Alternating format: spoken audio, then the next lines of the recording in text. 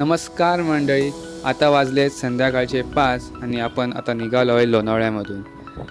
2 दिवस आपण लोणावळ्यामध्ये रिसॉर्टला होतो.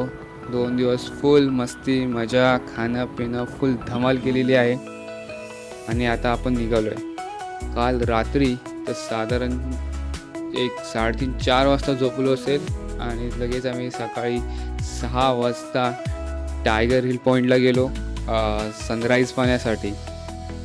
ठरवलंच होतं टायगर पॉईंटला जाऊन सनराईज पाहायचाच. रात्री 4 वाजता, रात्री कसले पहाटेचे 4 वाजता झोपल्यामुळे प्लॅन होईल की नाही याची काही खात्रीच नव्हती. ऑलमोस्ट सगळी टीम झोपलीच होती. तरी पण आम्ही ठरवलं, मी आणि माझा एक मित्र, की आपण काही करून हा प्लॅन सक्सेसफुल करायचा आहे. म्हणून तर आम्ही 4 वाजेपर्यंत जागलोच होतो तसे. नंतर शेवटी म्हटलं की नाही, पुढचा नेक्स्ट डे पण आहे, तर थोडं झोपूया. मग 1-2 तास झोपलो आणि 6 वाजता उठून सगळ्यांना फोन लावले. पुऱ्या टीमला गोळा केलं आणि आम्ही गेलो सनराईज पाहण्यासाठी. काय मस्त व्ह्यू होता. खूप बरं वाटलं. बरेच दिवसांनी असा सनराईज पाहायला भेटला. कसला वारा सुटला होता टायगर हिलवर. तर मंडळी, आता आपण पोचलो आहे खंडाळा घाटामध्ये. येताना तर फार थांबायला भेटलं नाही, पण आता जरा 1-2 मिनटं थांबून नजारा बघूया. बरेच सारे स्टॉल आहेत इथे खाण्यापिण्याचे, पण दुपारी एवढं हेवी जेवलो आहे की आता काहीच खायची इच्छा नाही.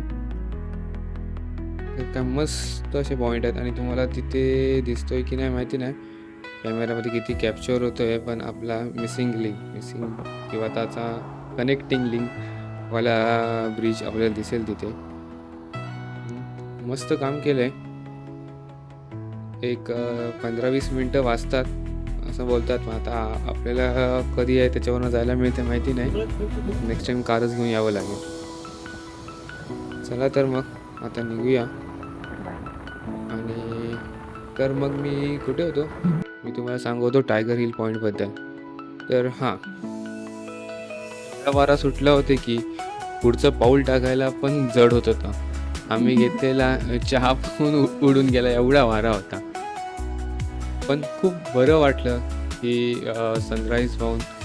कारण बऱ्याच वेळा ऑफिसच्या कामाने लेट झोपतो आणि हा सनराईज बघायलाच भेटत नाही.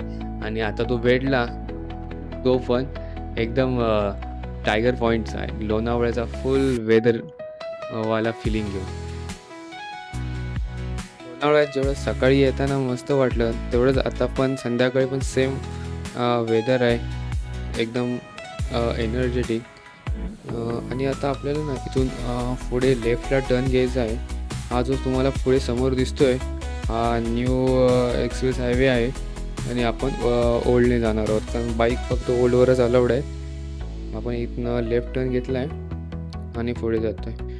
पण हा पण रस्ता खूप मस्त आहे. तर छोटा आहे पण चांगला आहे. इथे फक्त बाईक्स आणि आपल्या रेग्युलर कार्स अलाउड आहेत. हेवी व्हेकल्स इकडे अलाउड नाहीत. त्याच्यामुळे काही बाईक चालवायला काही टेन्शन नाही. मस्त पटपट आपण पुढे जाऊ. तशी आपल्याला काही घाई नाही आज, सो आपण बघू, जरा आरामातच जाऊ. कारण परत कधी इथे यायला मिळते माहिती नाही. हो हो हो हो, काय मस्त कर्व आहे. भारीच वाटते.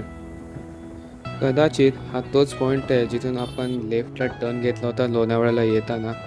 आणि आपल्याला तिथे बऱ्याच लोकांचे कन्फ्युजन होतं. मी बोललो होतो हां बरोबर हाच तो पॉईंट आहे. आता आपल्याला इथून लेफ्ट घ्यायचं आहे. माझा तर हा रस्ता पाठच झाला आहे. अरे पण बरेच जणांचं अजून झालेलं नाही. स्टील अजून जणांना कन्फ्युजन आहे की वरती जायचं आहे, लेफ्ट घ्यायचं आहे, काय करायचं आहे. मी आपला माझा रस्ता काढला आणि निघालो. मस्त असं वातावरण आहे अजून पण. आता आपल्याला इथून पण पुढे लेफ्ट टर्न घ्यायचा आहे. बरोबर इथे लेफ्टला आहे आपल्याला रस्ता. आपण इथे पुढे जाऊया. हा इथे घाट उतार आहे.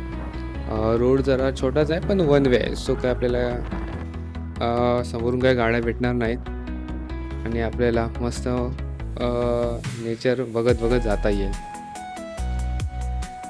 इथे पण थोडेसे टर्न्स कर्व्स आहेत. तुम्हाला माहितीच असेल की आपल्या व्लॉगमध्ये नेहमीच याच्याबद्दल बोललं जातं. हे कर्व्स टर्न्स तर पाहिजेतच पाहिजेत, त्याच्याशिवाय काही मजा नाहीच. तर मंडळी, कसे वाटतात तुम्हाला माझे मोटो व्लॉग्स? तुम्हाला जर व्लॉग्स आवडत असतील तर प्लीज सबस्क्राईब करा. बरेच जण व्हिडिओज बघतायत, पण सबस्क्राईब अजून बऱ्याच जणांनी केलं नाही. तर तुमच्या सपोर्टची मला खूप गरज आहे. So please subscribe. Thank you.